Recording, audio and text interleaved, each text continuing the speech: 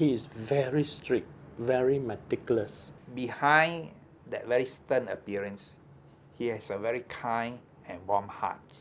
He always let his action did all the talking. Leading by example is something that we have all learned from him. He has also treated many of us, myself included, as a member of a larger family. She has really set the standards in terms of what a professional should be and how patients should always come first in whatever you do. I was shocked to find that there is a dry iron and also a cutter in the ward. The iron was used to iron out any dog ear in the case notes, and the cutter was to make sure that all the notes are of the same size and clipped properly. Prof was the governance. However, he has the kind side of things. He's always buying us lunch, always giving us encouragement to do well, and he's always very concerned about how we are getting on in our profession. He allowed me to spend 6 whole months in the WHO lab. He himself was interested in research. He had no opportunity, but he gave me the opportunity. He did my work so that I could have the exposure and the training in research. I would consider Dr. Lim, first of all, as a mentor, a truly inspiring mentor, and secondly, as a friend. And for that, I was most grateful. He would seldom engage in any casual talking with you. But he would spend whatever amount of time necessary to explain to you difficult medical topics. I remember that even when he was sick, when we visited him, our talk also would not last for more than 10 minutes. So he would just say that, no, thank you for coming, and I appreciated that, and I think there are more important patients waiting for you at the hospital, you better go back. So he was such a man. When I first met him as a junior doctor, and the first impression I had was a serious person, is no nonsense. As time went on, when I got to know him, then we found that he was very approachable. He lets you develop. He doesn't restrict you to do this or that, must follow a fixed path, and he advises along the way. He still comes to us for opinion on issues that he feels that he's not good at, and he will admit that he's not sure about this, but that sense of humility, I think, is very important for all the junior people to remember. We've been actually more than just a mentor-mentee relationship. It's more like a mother and son relationship. She has really contributed a lot to my career in many ways. She's always been there. I remember that he had invited many of us back to his home to have a meal, especially cooked by him. And I think we all enjoy his cooking, and this is something which he liked to do and he liked to share with every one of us. He was a very strict doctor, a strict teacher who wants to be sure that we know our work. And I think that laid a very good foundation for many of us. To be a good teacher, to have the passion for our patients and our young doctors, and to be a good mentor. It takes a lot of effort, but it is worth it because we are recreating the experience that we had with him when we were under him as young doctors. Recreating experience is the most powerful way to attract young doctors and to nurture them in SGH.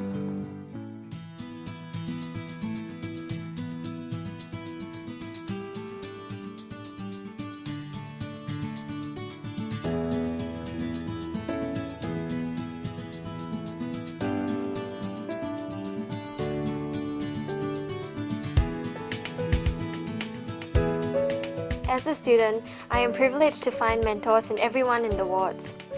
Even in the fast-paced setting, I have had the chance to discuss patient care with the mentors that I work with, and they have given me invaluable tips and lessons that cannot be found in the textbook. It has taught me how enjoyable it is to work in an environment with a strong sense of teaching and learning, and how I can contribute to this in every step of my future career.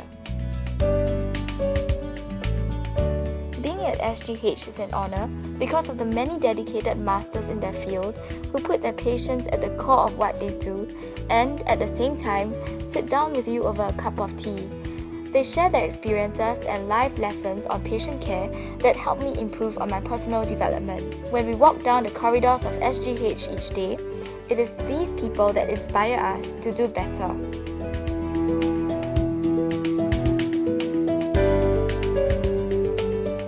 Following these great consultants in my internal medicine rotation has been very helpful because I get to see their thought processes and I get to see how they think through a case to come to a diagnosis, and I hope that I'll be able to someday be as knowledgeable and as good as they are when they see a patient.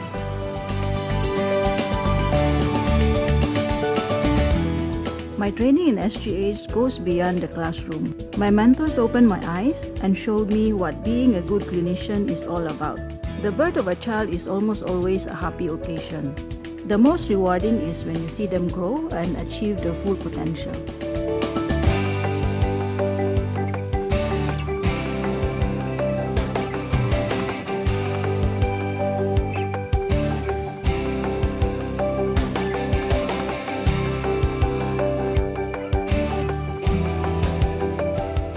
My mentor showed me the value and joy of being a part of the patient's recovery. He has inspired me to be a more caring and helpful doctor.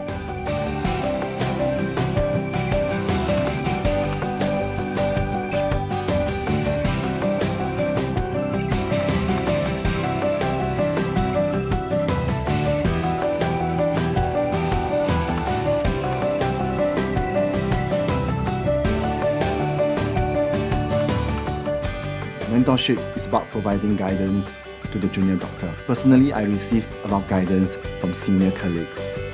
Together, we are able to help me manage many difficult cases. I was most inspired to do stem cell transplants when my seniors showed me the pioneering research they had done in this field. Now, we have transplanted over 1,000 patients and continue to push this frontier of medicine. It is through these experiences that stem cell research in SGH has flourished.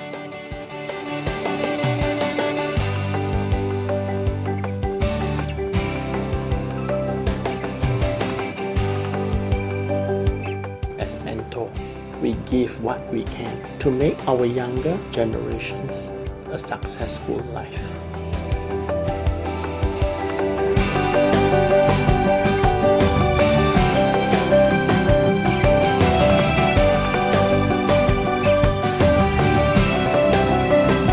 At SGH, We are all recreating Experiences.